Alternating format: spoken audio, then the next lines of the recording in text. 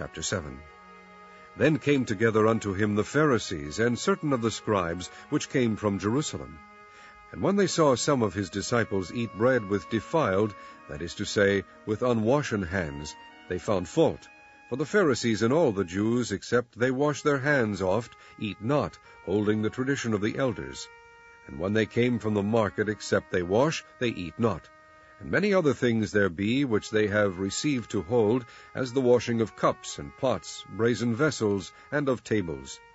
Then the Pharisees and scribes asked him, Why walk not thy disciples according to the tradition of the elders, but eat bread with unwashen hands? And he answered and said unto them, Well hath Esaias prophesied of you hypocrites, as it is written, This people honoureth me with their lips, but their heart is far from me. Howbeit in vain do they worship me, teaching for doctrines the commandments of men. For laying aside the commandment of God, ye hold the tradition of men, as the washing of pots and cups, and many other such like things ye do. And he said unto them, Full well ye reject the commandment of God, that ye may keep your own tradition. For Moses said, Honour thy father and thy mother, and whoso curseth father or mother, let him die the death. But ye say, If a man shall say to his father or mother, It is korban, that is to say, a gift, by whatsoever thou mightest be profited by me, he shall be free. And ye suffer him no more to do aught for his father or his mother, making the word of God of none effect through your tradition, which ye have delivered, and many such like things do ye. And when he had called all the people unto him, he said unto them, Hearken unto me every one of you, and understand. There is nothing from without a man that entering into him can defile him, but the things which come out of him, those are they that defile the man. If any man have ears to hear, let him hear. And when he was entered into the house from the people, his disciples asked him concerning the parable. And he said unto them, Are ye so without understanding also?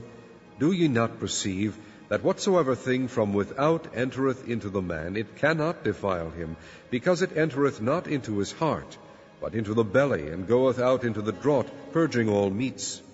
And he said, That which cometh out of the man, that defileth the man. For from within, out of the heart of men, proceed evil thoughts, adulteries, fornications, murders, thefts, covetousness, wickedness, deceit, lasciviousness, an evil eye, blasphemy, pride, foolishness. All these evil things come from within, and defile the man. And from thence he arose, and went into the borders of Tyre and Sidon, and entered into an house, and would have no man know it, but he could not be hid. For a certain woman, whose young daughter had an unclean spirit, heard of him, and came and fell at his feet. The woman was a Greek, a Syrophoenician by nation, and she besought him that he would cast forth the devil out of her daughter. But Jesus said unto her, Let the children first be filled, for it is not meet to take the children's bread, and to cast it unto the dogs. And she answered and said unto him, Yes, Lord, yet the dogs under the table eat of the children's crumbs. And he said unto her, For this saying, go thy way, the devil is gone out of thy daughter. And when she was come to her house, she found the devil gone out, and her daughter laid upon the bed. And again, departing from the coasts of Tyre and Sidon, he came unto the sea of Galilee, through the midst of the coasts of Decapolis. And they bring unto him one that was deaf, and had an impediment in his speech, and they beseech him to put his hand upon him. And he took him aside from the multitude, and put his fingers into his ears, and he spit and touched his tongue, and looked up to heaven. He sighed, and saith unto him, Ephphatha, that is, be opened. And straightway his ears were opened, and the string of his tongue was loosed, and he spake plain. And he charged them that they should tell no man. But the more he charged them, so much the more a great deal they published it, and were beyond measure astonished, saying, He hath done all things well. He maketh both the deaf to hear, and the dumb to speak.